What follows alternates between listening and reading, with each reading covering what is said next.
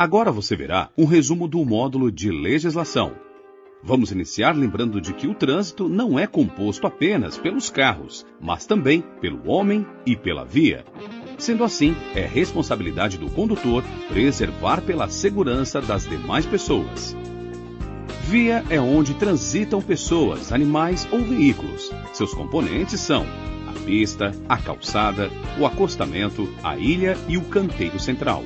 Assim, as regras estabelecidas pela legislação são válidas para ruas, avenidas, logradouros, caminhos, passagens, rodovias, estradas, praias abertas à circulação e vias internas de condomínios.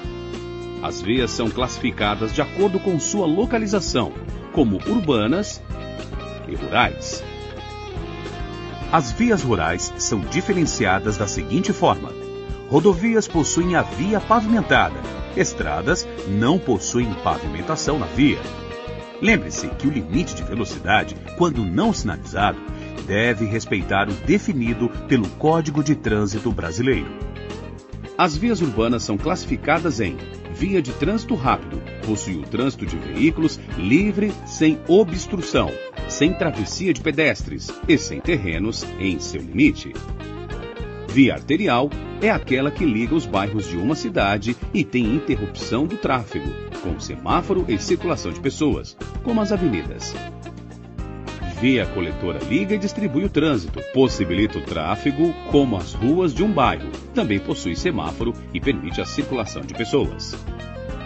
Via local é aquela que dá acesso às áreas restritas, sem semáforo, como as ruas de um condomínio ou as ruas sem saída.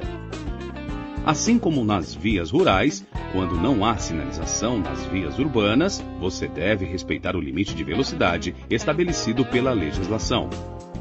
Para organizar, coordenar, criar normas e executar o trânsito no nosso país, foi criado o Sistema Nacional de Trânsito, SNT, que é um conjunto de entidades da União, do Distrito Federal, dos estados e dos municípios. No trânsito, os carros maiores devem garantir a segurança dos menores.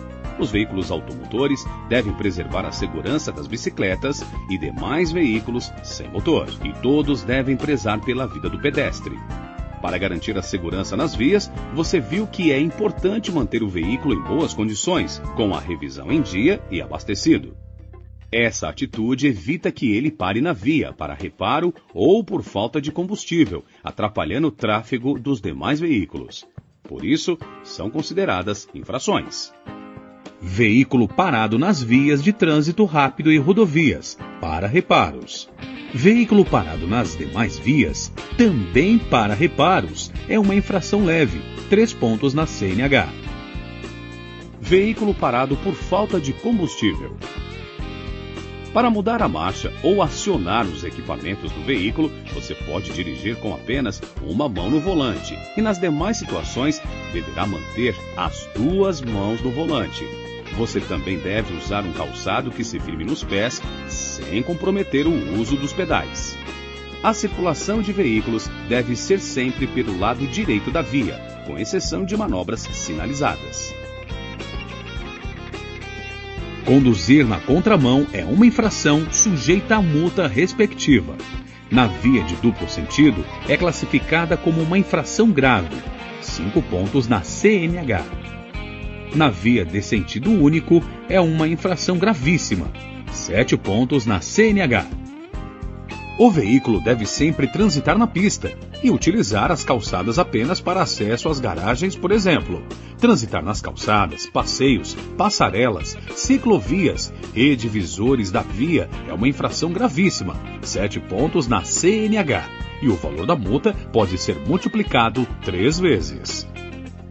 Da mesma forma, o uso da marcha a ré deve ser apenas para os casos de exceções em pequenas manobras que não tragam riscos à segurança. Em outras situações, dirigir de marcha a ré é uma infração grave, 5 pontos na CNH. O mesmo cuidado deve ser tomado em cruzamentos. Você deve dirigir com a velocidade moderada para manter o seu veículo seguro e dar passagem para os pedestres e demais veículos que tenham direito à preferência. Falando em preferência e prioridade, lembre-se de que alguns veículos têm preferência de passagem. como os de policiamento, fiscalização, socorro e operações de trânsito. A mesma conduta segura deve ser mantida ao realizar ultrapassagens. Para isso, observe se é possível realizar mudança de faixa, reduza a velocidade e utilize a seta do carro para sinalizar aos outros condutores. Vimos também que, para garantir a segurança e fluidez do trânsito, é necessário respeitar as normas de sinalização para a parada e estacionamento do veículo. Os veículos são classificados de acordo com a atração, espécie e a categoria. Ou seja, é definido pela forma como ele se movimenta, para o que é usado e quem o utiliza. Para cada tipo de veículo, há uma categoria de habilitação específica. Ela pode ser autorização para conduzir ciclomotor de até 50 cilindradas e velocidade máxima de 50 km por hora. Categoria A, para dirigir veículo de 2 ou 3 rodas. Categoria B, para veículos de 4 rodas com peso bruto total de até 3,5 toneladas e com lotação de até 8 lugares, excluindo o do motorista. Categoria C, para veículos usados no transporte de carga, cujo peso bruto total seja maior do que 3,5 toneladas. Categoria D, para veículos usados no transporte de passageiros, cuja lotação exceda 8 lugares, e os veículos abrangidos nas categorias B e C. Categoria E, para todos os veículos das categorias B, C e D, além de combinação de veículos com lotação de mais de 8 lugares. Vamos relembrar o que é necessário para obter a Carteira Nacional de Habilitação para as categorias de veículos ACC, A e B. Todo candidato deve realizar avaliação psicológica e exame médico, para então participar do curso teórico técnico. Após a finalização do curso, deverá prestar o exame teórico técnico com 30 questões. Para ser aprovado para a próxima fase, deverá acertar 21 questões. Sendo aprovado, realizará o curso de prática de direção veicular, com carga horária de acordo com o tipo de veículo para o qual está se habilitando. Esse curso envolve também as aulas em simulador de direção veicular.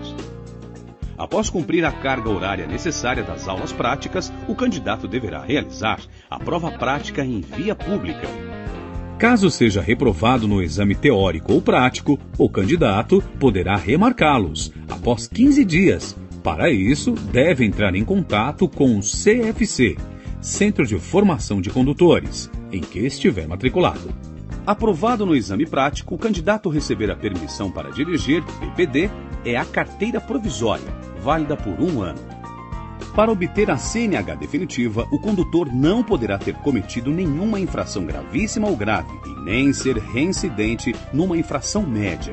Cometendo infração, o condutor perderá a PPD e deverá retomar o processo a partir do exame médico e psicológico. Para ter valor legal, tanto a PPD quanto a CNH devem ser apresentadas originais e dentro do prazo de validade. A validade da CNH é de acordo com o exame médico, sendo assim, deve ser renovada até os 65 anos de idade, de 5 em 5 anos. Após os 65 anos, a renovação é de 3 em 3 anos. Se a CNH for cassada ou suspensa, é necessário fazer o curso de reciclagem no CFC credenciado e realizar prova teórica. Vimos também que comete uma infração gravíssima, 7 pontos na CNH, o condutor que dirige o veículo de categoria diferente do seu documento de habilitação. Por isso, para dirigir os demais veículos, é necessário fazer a mudança de categoria, respeitando os prazos e as regras para cada uma delas. Quando um condutor desrespeita uma lei de trânsito, ele comete uma infração. Cada infração assinala a penalidade a ser imposta, que pode ser advertência por escrito como medida educativa, multa conforme a gravidade da infração, suspensão do direito de dirigir, cassação da CNH ou da PPD, frequência em curso de reciclagem. As medidas administrativas auxiliam na imposição das penalidades e garantem a segurança do trânsito. São também aplicadas de acordo com a infração cometida. E podem ser retenção do veículo no local para regularização, remoção do veículo que impedir o trânsito, recolhimento da documentação como a CNH, PPD e CRLV, transbordo de excesso de carga, teste de dosagem de álcool no sangue, recolhimento de animais. É importante conhecer a sinalização viária, pois ela orienta os condutores e pedestres. A sinalização pode ser feita através de placas, pinturas na pista, semáforo, gestos do agente de trânsito e do condutor, sinalização sonora, apitos e outros dispositivos colocados na pista. Além disso, você viu que as suas atitudes diante de um acidente pode ser o diferencial entre salvar uma vida e ser condenado por um crime de trânsito. Assim, o condutor deve sempre socorrer a vítima de acidente e sinalizar o local, garantindo a segurança de todos. As leis de trânsito também preservam o meio ambiente, instruindo o condutor a cuidar da sinalização, a não jogar objetos nas vias e a manter a revisão do veículo em dia para evitar a emissão e vazamento de poluentes. Conheça a legislação de trânsito. Ela é importante para aumentar a segurança e organizar a circulação de pessoas, veículos, pedestres e demais usuários das vias.